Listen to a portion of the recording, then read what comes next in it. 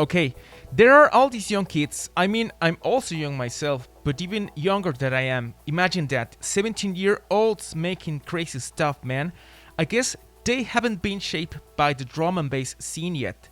They have all these crazy ideas, and with just a little bit of guiding, they can make the most amazing music. This has happened to artists like Gyrofield, who has been murdering over the year 2020, and she's about 18 right now.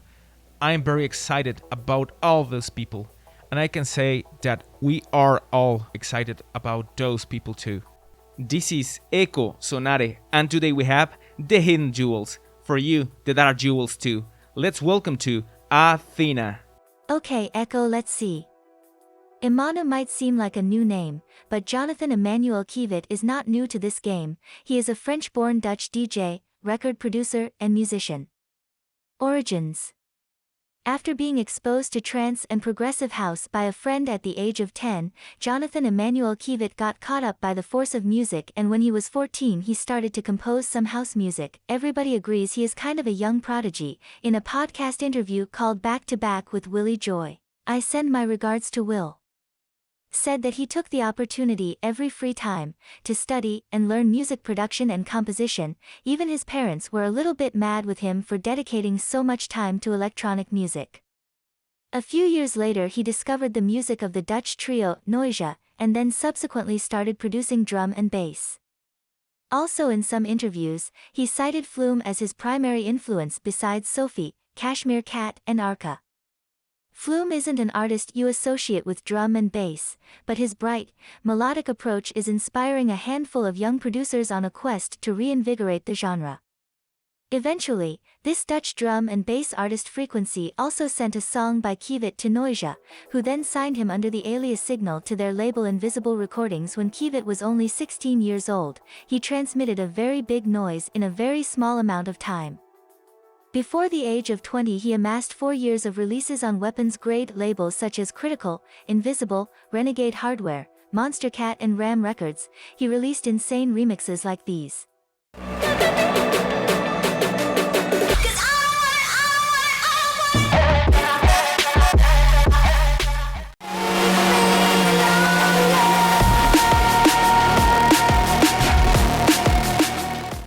Beginnings as Signal, 2015 to 2018.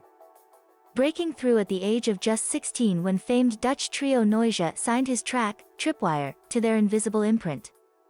With a highly distinctive and technical brutalist drum and bass style, he made a remarkable impression in a very short space of time.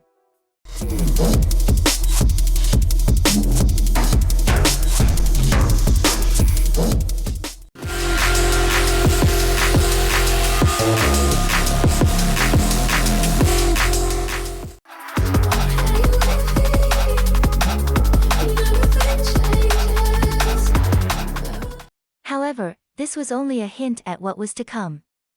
In 2018 Kievit co-launched a new underground drum and bass label DIVIDID with Mark McCann, better known as Abis, and Rotterdam-based promoter Lars Dingeman.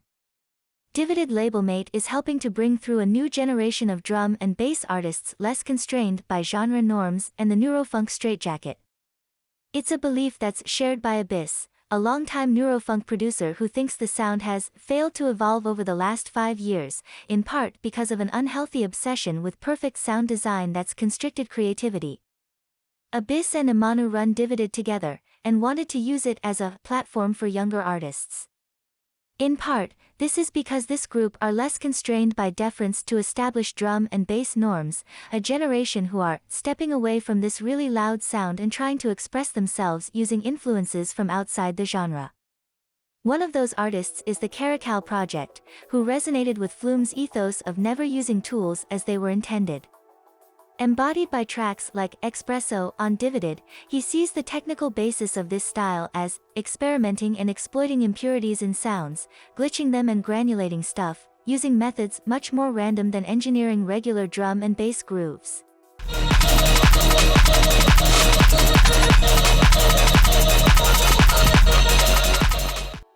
Tom Finster, late sleeper and rising talent Gyrofield are other producers coming into the fold with this sound and, significantly for drum and bass.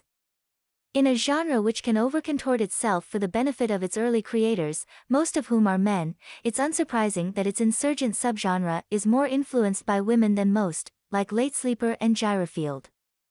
What's needed now is a name and, during our call, the Caracal project and Kievit agreed on Futurebreaks. Subgenre labels are fickle and whether this will stick is impossible to know, but there's no doubt that drum and bass next generation are here to stay. Signal needed a need rerouting. After 4 years of rising to the upper divisions of one of electronic music's most technical and competitive genres, it's time for Kievit to explore something new. Less of a new chapter, more of an entirely new story that channels his formative years of working with some of bass music's sharpest minds, touring the world and acclimatizing to life as an artist. The Imanu Project and Futurebreaks 2019, present. The switch from Signal to Imanu at the end of 2019, the Rotterdam producer envisioned a new musical identity that broke free from the signifiers of purely technical drum and bass. His new project follows an already impressive chapter, pushing the boundaries of drum and bass as a genre and explored other genres, such as house, techno, and footwork, which bring us colored synths and complex melodies, making it a fresh approach that takes the frenetic dance floor energy and pumps it through something almost entirely new. A unique concoction of what he described as Futurebreaks, Imanu's new style of music.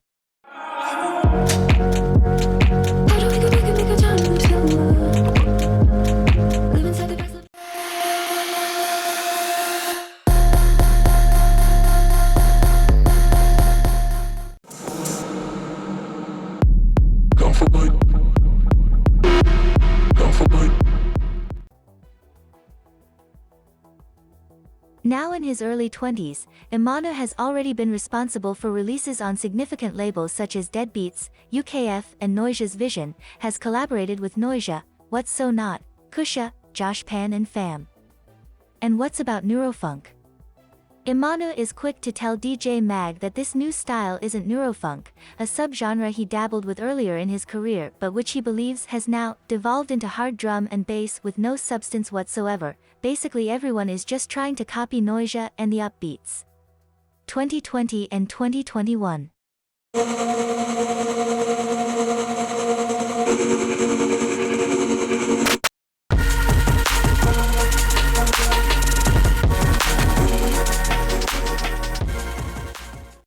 And then it came the future bass breakbeats. Moncho, from 2020's Memento EP on Vision Recordings is a case in point, with fluttering vocal leads that spasm in detailed, technicolor patterns alongside fractious breakbeat strikes.